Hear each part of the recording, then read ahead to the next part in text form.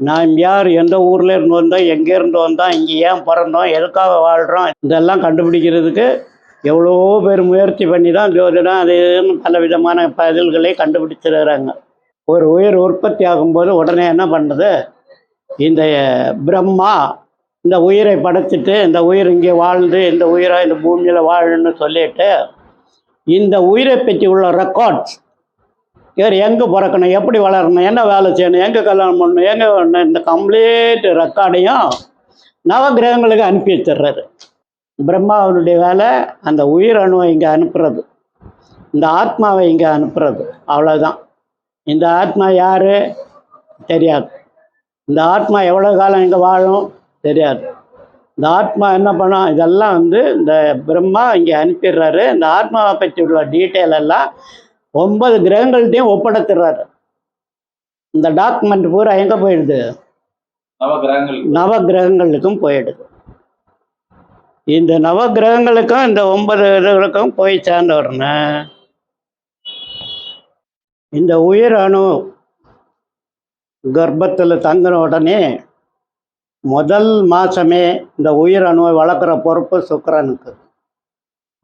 முதல் மாதம் 9 கிரகங்களுக்கும் இந்த பிரம்மா ஏற்படுத்துறாரு.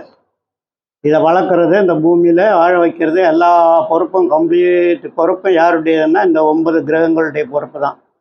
இதில் முதல் மாதம் சுக்கிரனுடைய பொறுப்பு, 2வது மாதம் செவ்வாயினுடைய பொறுப்பு, 3வது மாதம் குருவினுடைய பொறுப்பு, 4வது மாதம் சூரியனுடைய பொறுப்பு, 5வது மாதம் சந்திரனுடைய பொறுப்பு, 6வது மாதம் சனீஸ்வரனுடைய பொறுப்பு, 7வது மாதம் புத பகவானுடைய பொறுப்பு, 8வது மாதம் சந்திரன், 9வது மாதம் சூரியன்.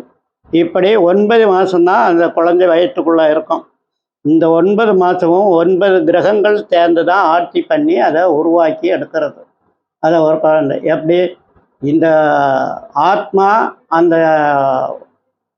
உயிருக்குள் தங்கி இந்த ஆத்மா இந்த பூலோகத்தில் வாழ்கிறதுக்கு ஒரு மிஷன் மாதிரி, அதுதான் அங்கே 10 மாதமாக உருவாக்கப்பட்டு படைக்கப்படுறது.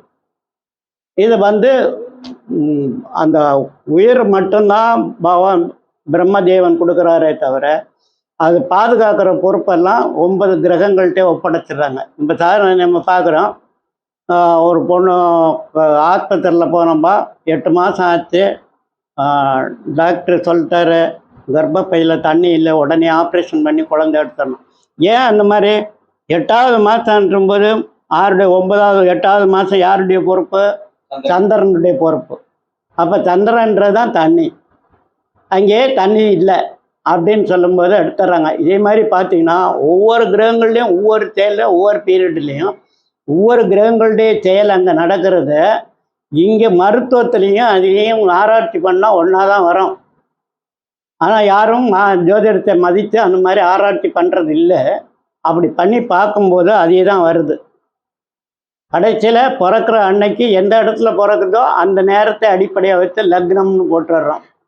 இந்த லக்னத்திலே இருந்து இந்த குழந்தையினுடைய வாழ்க்கை ஆரம்பிக்குது.